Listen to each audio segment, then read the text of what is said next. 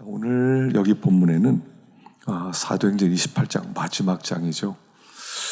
사도행전이라는 책이 있다는 것이 우리들에게 얼마나 많은 도전을 주는지 알 수 없습니다.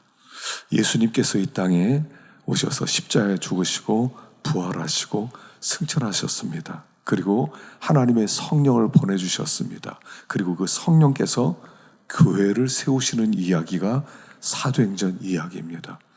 이제까지 2000년 동안이나 하나님의 교회는 이렇게 세워졌습니다. 그리고 그 교회는 사람이 수고로 세워진 게 아니라 하나님께서 친히 일하셔서 사람을 통해서 일하신 역사들이 여기 기록되어져 있습니다. 그래서 전반부에서는 베드로를 통해서, 후반부에는 바울을 통해서 하나님의 교회를 이렇게 세워나갔다 하는 것을 볼 수가 있습니다. 그래서 지금도 하나님의 교회가 이렇게 세워지고 있고요. 또 이 사도행전을 보면서 이 복음이 얼마나 능력이 있는지, 이 복음이 얼마나 사실인지, 이 복음이 얼마나 우리를 소망 있게 하는지 보여주는 것이 사도행전입니다. 그래서 사도행전을 읽으면요, 얼마나 힘이 되고 또 마음 가운데 뜨거움이 넘치는지 모르겠습니다. 그래서 이 하나님의 교회를 세웠다는 것은 하나님의 성령이시다. 그리고 하나님의 성령의 충만함을 받기만 하면 그때 있었던 이런 역사들이 지금도 나타난다 하는 것을 우리에게 보여주는 것이죠. 자, 오늘 14절을 한번 읽어봅시다. 14절 시작. 거기서 형제들을 만나 그들의 청함을 받아 이레를 함께 머무니라. 그래서 우리는 이와 같이 로마로 가니라. 어떻게 보면 이 14절에 있는 이 말씀, 이와 같이 로마로 가니라. 하나님의 뜻이 이루어졌다는 그런 말씀이죠. 여기 이와 같이 로마로 가니라 하는 요 이와 같이라는 말씀 속에는 뭐가 있었냐면 그 앞에 있었던 수많은 사건들을 통하여 그 모든 과정을 거쳐서 마침내 하나님은 그들을 로마로 보내셨다 하는 그런 말씀을 합니다. 원래 바울을 로마로 보내는 것이 하나님의 계획이었습니다. 그래서 사도행전 23장에 보면요, 11절에 이렇게 써있죠. 시작. 그날 밤에 주께서 바울 곁에 서서 이르시되 담대하라. 내가 예루살렘에서 나의 증언한 것까지 로마에서도 증언하여야 하리라 하시니라. 이미 하나님의 계획은 바울, 너는 로마로 가게 될 것이다. 그리고 로마에서도 복음을 전하게 될 것이다 하고 하나님이 약속하셨고 그게 하나님의 뜻이고 하나님의 계획이었어요. 근데 문제가 뭡니까? 굉장히 많은 일들이 있었죠. 예루살렘에 들어가서 그는 거기에서 체포를 당합니다. 또 거기에서는 고소를 당합니다. 그리고 거기에서 불의한 재판을 받습니다. 그리고 거기에서 시간 할일 없이 2년 동안 시간을 보낸 것 같습니다. 몇 번이나 그는 신문을 받게 됩니다. 그리고 가이사에게 상수했을 때 그를 데리고 이제 배를 타고 가는데 또 유라굴로 광풍을 만나서 14일 동안은 햇빛을 보지 못하고 거의 죽을 뻔한 환경이었습니다. 그리고 배가 부서졌습니다. 그리고 한 섬에 들어가서 그 몰타 섬에 들어가서 그리고 거기서 표류하다가 그리고 그곳에서 또 양식을 얻어서 겨우 로마에 오게 됩니다. 또 얼마나 그를 죽이려는 세력이 있었습니까? 그냥 저 바울은 죽여야 돼. 그래서 바울을 오해해서 바울을 죽이기 전까지는 절대로 밥을 안 먹겠다, 물도 안 마시겠다라고 결심한 사람들이 40명들이 특공대를 거느리고 어떻게든 바울 죽이겠다는 그런 반대 세력도 있었습니다. 이 모든 과정들을 거쳐서 로마에 왔다 이렇게 얘기하는 겁니다. 하나님의 계획대로 하나님의 뜻대로 수많은 반대도 있었고 어려움이 있었고 이제는 여기서 죽었구나 할 만한 상황을 넘어서 로마로 왔다라고 얘기하는 겁니다. 하나님의 계획을 어떤 것도 막지 못했다 그런 뜻도 되고요. 하나님의 계획은 바울을 그 소아시아서부터 시작해서 얼마나 그 마게도니아로 해서 복음을 얼마나 전하게 했었습니까? 그리고 결론적으로 로마로 보내는 게 하나님의 뜻이었다는 거예요. 세계 중심부였고요. 가장 배운 사람들이, 강력한 사람들이 있었던 그 로마로 하나님은 복음을 전하게 하셨다 하는 그런 뜻입니다. 그래서 하나님의 계획과 하나님의 뜻은 이 세상의 사람의 계획과 뜻으로는 결코 막을 수 없었다 하는 것을 가르쳐주고 있습니다. 로마서 8장 35절 읽어봅시다. 시작. 누가 우리를 그리스도의 사랑에서 끊으리요? 환난이나 권고나 박해나 기근이나 적신이나 위험이나 칼이랴. 기록된 바 우리가 종일 주를 위하여 죽임을 당하게 되며 도살당할 양같이 여김을 받았나이다 함과 같으니라. 그러나 이 모든 일에 우리를 사랑하시는 이로 말미암아 우리가 넉넉히 이기느니라. 내가 확신하노니 사망이나 생명이나 천사들이나 권세자들이나 현재일이나 장래일이나 능력이나 높음이나 깊음이나 다른 어떤 피조물이라도 우리를 우리 주 그리스도 예수 안에는 하나님의 사랑에서 끊을 수 없으리라. 이 땅에 있는 어떤 것들도, 이 땅에 있는 어떤 강력한 힘도 하나님이 우리를 사랑하셔서 하나님의 뜻을 이루려고 하는 그 일을 막을 수 있는 것은 없다 하는 것입니다. 환난, 권고, 박해, 기근, 적신, 위험, 칼, 이 땅의 모든 힘이죠. 뒤에 있는 사망이나 생명이나 천사들이나 권세자들이나 현재일이나 장래일이나 능력이나 높음이나 깊음이나 다른 어떤 피조물이라도 이 복음을 붙들고 갈 때요, 장애물이 많았습니다.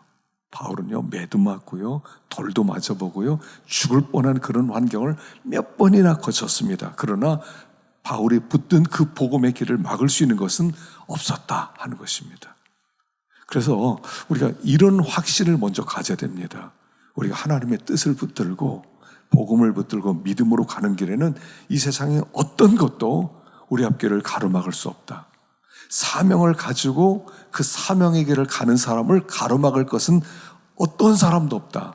그 사명을 끝낼 때까지는 절대로 그는 죽을 수도 없다 하는 말씀을 우리에게 하고 있는 겁니다. 이와 같이 로마로 가니라. 그러니까 여기 이와 같이란 말 속에서는요, 그 모든 과정이 뭐 이렇게 없어도 되는 건데 결국 로마가 목적이었다 이런 뜻이라기보다요, 그 모든 과정들이 다 필요했었다는 거예요. 그 모든 과정들을 필요로 하고 그 과정을 통하여 로마로 왔다는 얘기예요. 그냥 로마가 목적이었기 때문에 이 과정은 아무 필요 없는 시간이었다. 그가 예루살렘에 들어가서 2년 동안 감옥 생활을 합니다. 그냥 3번씩이나 그가 신문을 받습니다. 그런데도 불구하고 그 모든 시간이 왜 이렇게 나는 바쁜데 이렇게 무의미한 시간을 하나님이 보내게 주셨지, 빨리 로마로 보내주셔야 되는데 그렇게 생각하는 게 아니라 그 모든 과정을 통해서 하나님이 그들에게 복음을 전하게 하셨다는 거예요. 사내들은 공의 앞에서도 복음을 전하고 아그리빠 왕 앞에서도, 그리고 베스도 총독 앞에서도, 하여간 하나님께서 계속 그렇게 복음 전할 기회를 주셔서 그들이 복음을 듣게 하셨다 하는 것입니다. 그 과정이 필요 없었던 것이 아니라 그 과정을 통하여 마침내 로마에 왔다 하는 그런 얘기예요. 그러니까 우리가 하나님이 보내신 곳이 있을지라도 하나님께서는 그 모든 과정을 통해서 가게 하시는 거예요. 그러니까 어떤 과정도 어떤 환경도 필요 없는 환경은 없다라는 말씀이에요. 모든 환경은 다 필요하다는 거예요. 그 환경을 통하여 우리는 마침내 그곳에 들어가는 거니까. 그래서 그 과정 속에서 매일 하나님과 동행하고 하나님을 의지하고 살아갈 때 어떤 위협이 있다 하더라도 하나님의 뜻대로 이루어질 것이다 하는 것을 말씀하고 있다 하는 것입니다. 두 번째는 20절 말씀인데요. 20절 시작. 이러므로 너희를 보고 함께 이야기하려고 청하였으니 이스라엘의 소망으로 말미암아 내가 이 쇠사슬에 매인 바 되었노라. 여기 보니까 이스라엘의 소망으로 말미암아 내가 쇠사슬에 매었다. 이스라엘의 소망. 바울은 지금 자기가 쇠사슬에 매인 것이 무슨 죄를 졌기 때문에 로마의 죄수로 나는 지금 쇠사슬에 매였다 하는 것이 아니라 나는 이 소망 때문에, 이스라엘 백성의 소망 때문에 나는 지금 매여 있다. 그래서 이 매임이 나에겐 자랑스럽다, 이런 뜻이에요. 내가 이 복음 때문에, 여기 이스라엘의 소망 그럴 때는요, 이스라엘 백성의 소망은 메시아가 이 땅에 오는 거지요. 그리고 메시아가 하나님 나라 세우고 이스라엘 백성들이 다 그 나라에 들어가서 정말 승리하고 새 나라를 세우는 것, 이게 그들의 소원이었어요. 근데 이스라엘의 소망이라고 그랬지만 사실은 이것은 이 땅의 소망이에요. 이 땅의 소망. 여러분, 이 땅의 소망은 하나밖에 없다는 거예요. 이 땅의 소망이란 무엇입니까? 사람을 변화시킬 수 있는 힘 하나밖에 없다는 거예요. 예수 그리스도. 또 새로운 질서, 참 죄와 사망의 질서 가운데서 생명의 질서로, 그래서 질서를 바꿀 수 있는 유일한 힘, 예수 그리스도밖에 없다는 거예요.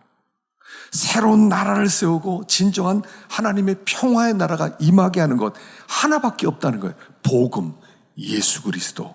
그 복음 외에는 이 땅에는 소망이 없다는 거예요. 우리가 자꾸 소망이라고 해서 어떤 사람에게 소망을 걸고 이 세상의 시스템과 제도에 어떤 소망을 자꾸 둬봐요. 이 땅의 구조가 좀 바뀌면. 공산주의는 이 땅의 구조가 문제라는 거예요. 구조. 이 땅의 구조는 있는 자와 없는 자 두 종류로 돼 있다는 거예요. 그러다 보니까 없는 자가 혁명을 일으켜서 있는 자를 뒤집어 버려야 좋은 세상이 만들어진다는 거예요. 이 공산당이에요. 그리고 공산주의는 기초가 뭐냐면 프롤레타리아 혁명이에요. 혁명으로만 이 세상은 바뀔 수 있다. 이 구조가 바뀔 때, 있는 자와 없는 자의 구조가 바뀔 때 이 땅은 소망이 있다. 그래서 공산주의를 하는 겁니다. 공산주의는요, 목표가 하나밖에 없어요. 혁명이에요. 혁명. 전쟁밖에 없어요. 그 프롤레타리아 혁명으로 뒤집어 버릴 수 있다면 사람이 몇 명 죽더라도 괜찮아요. 그건 악이 아니에요. 1,000만 명 죽여도 괜찮고 1억만 명 죽어도 괜찮아요. 이 구조만 바뀔 수 있다면. 그러니까 이거 가진 사람들 무서운 겁니다. 무신론의 극치가 공산주의거든요. 공산주의는 무신론의 극치예요. 그래서 이 혁명은 하나예요. 여러분, 북한 공산당은요, 니네들 핵무기 내려놓고 이렇게 사이좋게 지내자, 우리가 돈도 줄게, 안 통해요. 그들은 존재 자체가 구조를 뒤집어야 된다는 게 그들의 머리 구조 속에 있기 때문에 전쟁 없이는 존재하지 못하는 게 공산주의거든요. 구조가 바뀌면 이 세상 바뀔 거라는 거예요. 없는 사람과 있는 사람이 뒤집혀져 가지고 있는 모든 걸 공평하게 분배만 되면 다 잘 살 수 있다는 거예요. 근데 문제가 뭐죠? 누가 나눠줘요? 다 타락했는데. 나눠줄 의인이 하나도 없기 때문에 그거는 망할 수밖에 없는 거거든요. 구조에 뭔가 기대를 걸기도 하고요. 사람들이 이 땅에 어떤 사람이 소망이다. 그 사람이 리더가 되면 뭔가 달라질 것이다. 그래서 하나님 말고 그리스도 말고 다른 것으로 소망을 삼으려고 그래요. 근데 소망은 하나밖에 없다는 겁니다. 바울은 오직 예수 그리스도, 그의 십자가의 부활, 그것만 사람을 새롭게 만들 수 있고 새로운 질서를 가져올 수 있고 새 나라를 세울 수 있다. 난 이것 때문에 쇠사슬에 매여 있다 라고 고백하는 거예요. 그 일을 위하여 난 내 전부를 드렸다. 그게 내 사명이다 라고 고백하는 거예요. 난 이게 자랑스럽다 라고 생각하는 거예요. 이 땅의 소망이 무엇입니까? 어떻게 하면 사람이 좀 달라질 수 있을까요? 어떻게 하면 그 사람이 변화될 수 있을까요? 어떻게 하면 이 죽음의 질서, 이 세상의 이 사망의 질서가 어떻게 하면 바뀌어질 수 있어요? 어떻게 하면 새 나라가 세워지겠어요? 예수님의 십자가밖에 없다는 겁니다. 예수님의 십자가 부활, 그것만 사람을 변화시킬 수 있고 이 죽음의 질서를 바꿀 수가 있고 그리고 새 나라를 세울 수 있다고 생각하는 거예요. 이게 우리의 소망이에요. 성도의 소망은 한 가지입니다. 예수 그리스도입니다. 예수 그리스도 그분을 만나기만 하면, 그분이 우리의 왕이 되어서 우리를 통치하기만 하면 나는 새로워질 것입니다. 새로운 질서 속으로 들어가서 새로운 나라가 세워질 것입니다. 바울은 이 일을 위해서 어떠한 고난도 감당하기로 작정했다 하는 얘기입니다. 그래서 앞에 바울의 생애를 쭉 보면요, 이 하나의 결론은요, 왜 그렇게 고생했냐, 왜 이렇게 매 맞았냐, 왜 이렇게 굶었냐, 왜 이렇게 욕먹었냐, 왜 이렇게 오해받았냐, 하나다. 이스라엘의 소망 때문이다. 여러분, 이 땅의 소망은 하나밖에 없어요. 예수밖에 없어요. 우리가 이거 알아야 돼요. 예수밖에 없어요. 자꾸 다른데 기웃거리지 마세요. 예수밖에 없어요. 예수가 들어오지 않고, 예수가 통치하지 않고, 예수가 다스리지 않는다면 이 땅은 소망이 없어요. 소망은 하나예요. 우리는 다 예수당이에요. 그래서 예수밖에 없어요. 예수님을 만나는 것만이 인생이 바뀌게 되고, 예수가 오셔야만 질서가 바뀌고, 예수가 오셔야 나라가 바뀌고, 예수밖에 없어요. 이 땅의 소망은 예수밖에 없다는 거예요.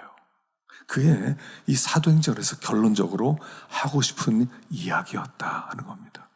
바울은 이 땅의 소망 오직 예수 때문에 그런 모든 고난도 담당할 수 있었고, 예수의 십자가 부활, 그것을 전할 수만 있다면 내가 언제든 내 목숨 내놔도 된다라고 생각했었다는 거예요. 예수.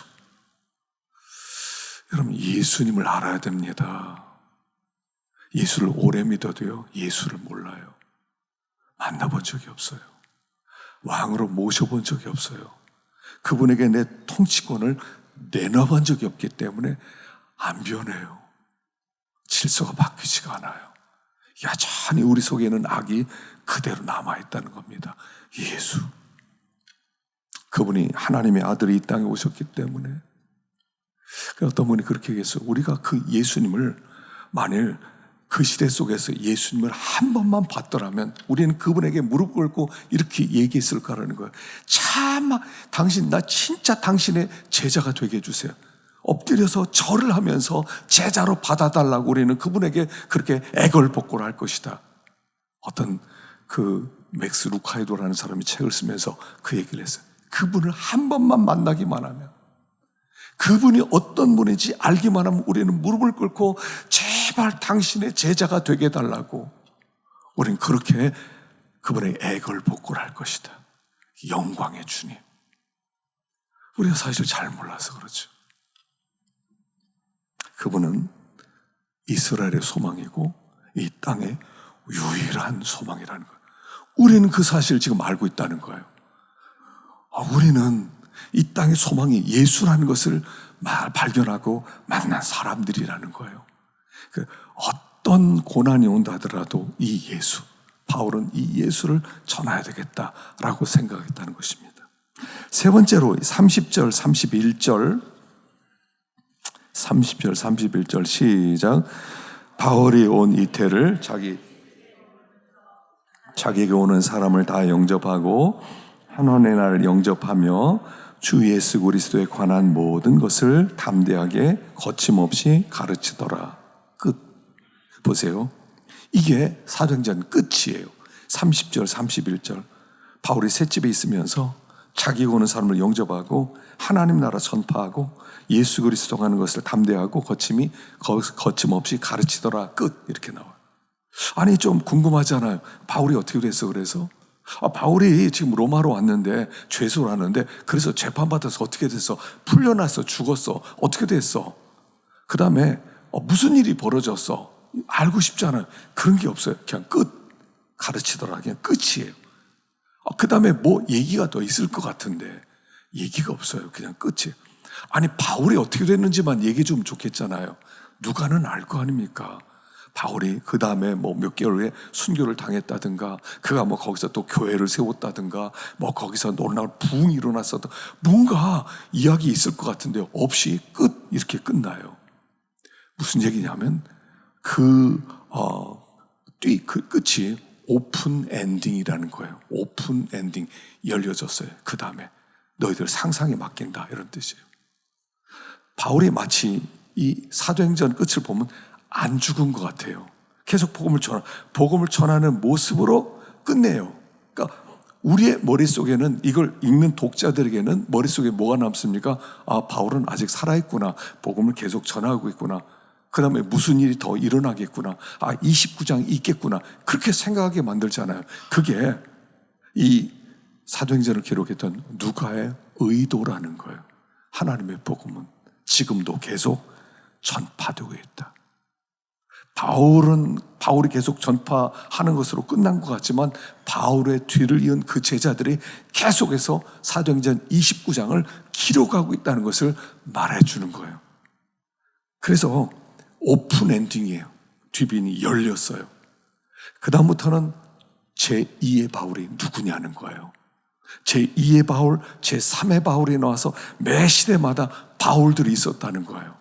그들이 하나님이 보내는 로마로 들어가서, 하나님이 보내는 땅끝으로 들어가서 계속 복음을 전하고 있다는 것을 얘기하는 거예요. 열려져 있어요. 2000년 동안 하나님의 복음은 한 번도 잠잠했던 적이 없다는 것입니다. 하나님의 복음은 계속 누군가에서 전파되고 있어요.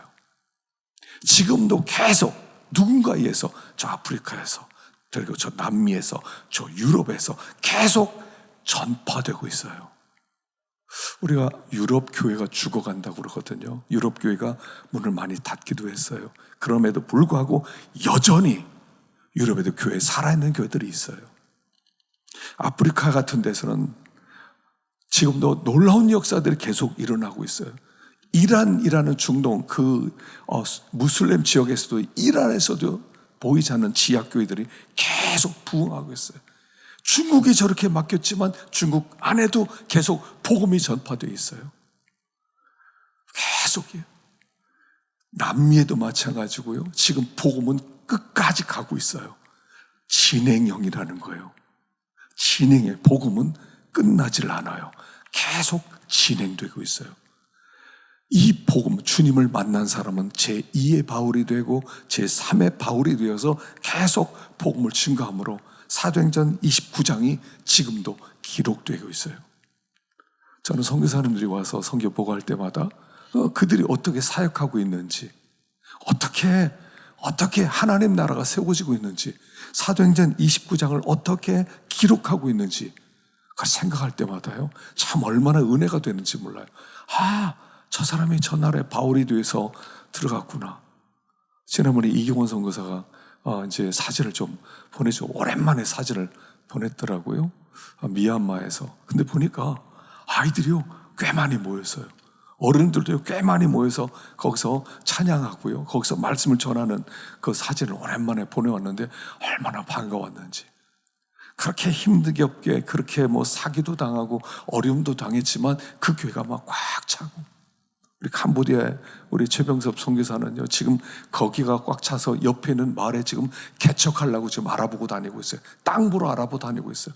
선교사가 지금 우리 교회 하나 더 세워야 된다. 그래, 근처를 지금 다니고 있어요. 기도해달라고. 제2의 바울들이 나오는 거예요. 계속 복음이 전파되고 있는 거예요.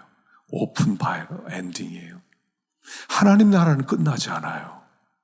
우리가 자꾸 부정적으로 문 닫는 교회만 봐서는 안 돼요. 각 나라마다 문 닫는 것만 볼 것이 아닙니다. 부흥하는 교회들을 볼 수 있어야 돼요. 지금도 하나님의 복음을 붙들고 로마로 가는 사람들을 볼 수 있어야 돼요. 하나님 지금도 일하고 계시고 성령님도 일하고 계신다 하는 것을 우리에게 보여주는 거예요. 29장은 그래서 우리가 써야 되는 거예요. 29장은. 여러분, 복음을 생각하면 얼마나 뜨겁습니까? 바울은 그 복음을 디모데에게 맡기고 또 오늘 우리에게 전하고 있어요. 그래서 디모데후서 4장 한번 보십시다.